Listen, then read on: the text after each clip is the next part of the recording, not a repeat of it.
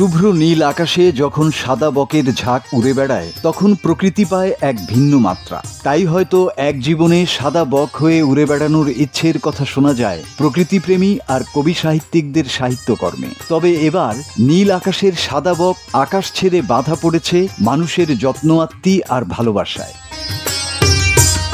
পটুয়াখালীর বাউফলের আলগি নদীর কুল ঘেঁষা নুরাইনপুর বন্দর মানুষের কোলাহল আর ভিড় উপেক্ষা করেও নিশ্চিন্তে দাঁড়িয়ে থাকে লম্বা গলার এক সাদা বক বন্দরের স্টেশনারি ব্যবসায়ী হেমায়েতুদ্দিনের দোকানে। কখনো বসে হেমায়েতুদ্দিনের পাশে চেয়ারের হাতলে, লম্বা গলা ঘুরিয়ে তাকায় তীক্ষ্ণ মায়াবী দৃষ্টিতে।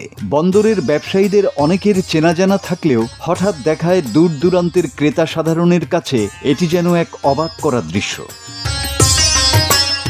বকের বাড়ি হিসেবে পরিচিত পাশের মজিদ মৌলভী বাড়ির বশির মৌলানার বাগানের শতবর্ষী পুরনো গাছে প্রায় 40 বছর ধরে শত শত ময়ূরপঙ্খী, বাঘা ও কুনি বক সহ 6 প্রজাতির বক পাখির বসবাস। সেখান থেকে বকটি কি করে এলো হেমায়েতের কাছে? আমাদের এই মসজিদ আছে, বড় মসজিদে ঝড়ে পড়ে যায় পুকুরের ভিতরে। আমি রাত্রে ঈশার নামাজের পরে ওখানে যাই, যাওয়ার পরে দেখি যে টর্চ লাইট দিয়ে যে পুকুরের ভিতরে পড়ে গেছে। তো আমাদের গুই সাপ আছে, বুইল বা গুই সাপ, ওটা ওর পাক ধরে টানাটানি করতেছে। তো ওখান থেকে ওরে বাসায় আনার পরে দোকানে রাইখা যাই আমি বাসা থেকে আবার চলে আসি। আসার পরে 2 দিন আমি ওরে নিজে হাতে খাওয়াই দিছি। খাওয়াই দেওয়ার পরে দেখি যে না ঠিক আছে এখন বাস। তারপরে হলো যে ওর নিজেই মাছ আনিয়ে দেওয়ার পরে ও নিজে খাইতে।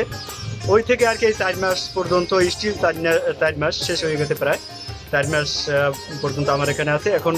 ও আর আমি একদিনও ওরে বাইরে রাখিনি, একদিনের জন্য না। সেই থেকেই বক পাখিটির সঙ্গে তার সখ্যতা। দূরে কোথাও উড়ে গেলেও পাখিটি ভালোবাসার বন্ধনে ফিরে আসে আবার। দোকানের কোনো কিছুতেই আসক্তি নেই তার। দোকানের সামনে রাখা মগবাটিতে কিংবা নিজের হাতেও পছন্দের ছোট মাছ পাখিটিকে খাইয়ে দেন হেমায়েত। ধবধবে সাদা পালকে আদর করে হালকা লাল রং লাগিয়ে দিয়েছেন তিনি। এদিকে ব্যবসায়ী হেমায়েতুদ্দিন পাখিটিকে বেঁধে না রাখলেও স্থানীয় প্রকৃতি ও পরিবেশ আন্দোলনের কেউ আবার উল্টো ব্যবসায়ী হেমায়েতকে দোষারোপ করে বলছেন গুইসাপের মুখ থেকে উদ্ধার করে বক পাখিটি তিনি বাঁচিয়েছেন, এটা তার এক ধরনের বানোয়াট কথা। তিনি গাছ থেকে বক পাখির ছানাটি নামিয়ে খাবারের লোভ দেখিয়ে পোষ বানিয়েছেন। কেউ আবার পাখিটিকে মুক্ত করে আকাশে উড়িয়ে দেওয়ার দাবিও জানিয়েছেন। পাখি আকাশে উড়লে প্রকৃতি পায় এক ভিন্ন মাত্রা। যত্নার্থী আর ভালোবাসায় পাখি ও বন্যপ্রাণীদেরও বসে আনা যায়। খাবারের লোভ আর ভালোবাসায় তারাও আটকায়, তবে বন্যরা বনেই সুন্দর। এতে পরিবেশের ভারসাম্য রক্ষা পায়। হেমায়েত ভাইয়ের উচিত বকটিকে মুক্ত করে আকাশে উড়িয়ে দেওয়া।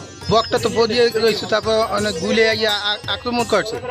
আক্রমণ করার পরে সে নিয়ে আসার পরে বকটাকে পালছে, এখানে লালন পালন করছে, অনেক কষ্ট করতে আছে বকটা নিয়ে।